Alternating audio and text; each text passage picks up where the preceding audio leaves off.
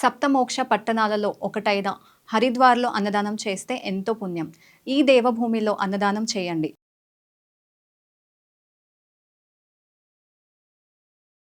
నమస్తే, welcome to VTV. వీటీవీలో మంచి మంచి న్యూస్ మీరు వినాలి అనుకుంటే ఖచ్చితంగా వినాలి, చూడాలి అనుకుంటే మా ఛానల్ని సబ్స్క్రైబ్ చేయండి, ఫాలో చేయండి. బెల్ ఐకాన్ ప్రెస్ చేసినట్లయితే మీకు మేము పంపించే న్యూస్ అనేవి వెంటనే రావడానికి అవకాశం ఉంటుంది కాబట్టి ఖచ్చితంగా వీటీవీని సబ్స్క్రైబ్ చేసుకోండి.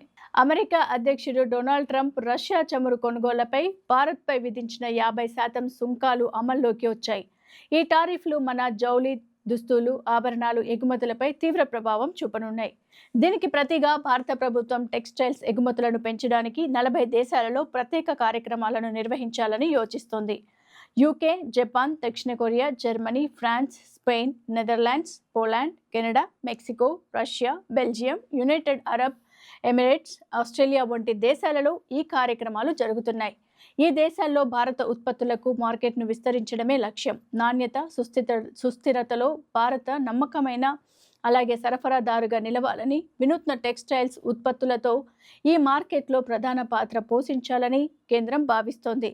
ప్రస్తుతం భారత్ 220 దేశాలకు ఎగుమతులు చేస్తోంది. ఈ 40 దేశాలు ఏటా $590 బిలియన్ పైగా టెక్స్టైల్స్ ఉత్పత్తులను ఎగుమతి చేసుకుంటున్నాయి. మరి ఈ మార్కెట్లో వాటాను పెంచుకోవడం ద్వారా న్యూఢిల్లీకి విస్తృత అవకాశాలు లభిస్తాయని మార్కెట్ నిపుణులు అభిప్రాయపడుతున్నారు.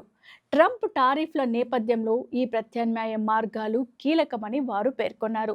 మార్కెట్ మ్యాపింగ్, డిమాండ్ ఉన్న ఉత్పత్తులను గుర్తించడం, సూరత్, పానిపట్, త్రిపుర్, భదోహి వంటి ప్రాంతాలు స్వదేశీ ఉత్పత్తులకు ప్రచారం కల్పించడం వంటి కార్యక్రమాలను కేంద్రం చేపట్టనుంది. అంతర్జాతీయ ప్రదర్శనలు, వాణిజ్య మేళాలు, కొనుగోలుదారులతో సమావేశాలు, యూనిఫైడ్ బ్రాండ్ ఇండియా విజన్ కింద ప్రత్యేక ప్రచార కార్యక్రమాలు నిర్వహించబడతాయి. పత్తి దిగుమతులపై సుంకం మినహాయింపును డిసెంబర్ 31 వరకు పొడిగించడం వస్త్ర పరిశ్రమకు ఊరటనిచ్చింది.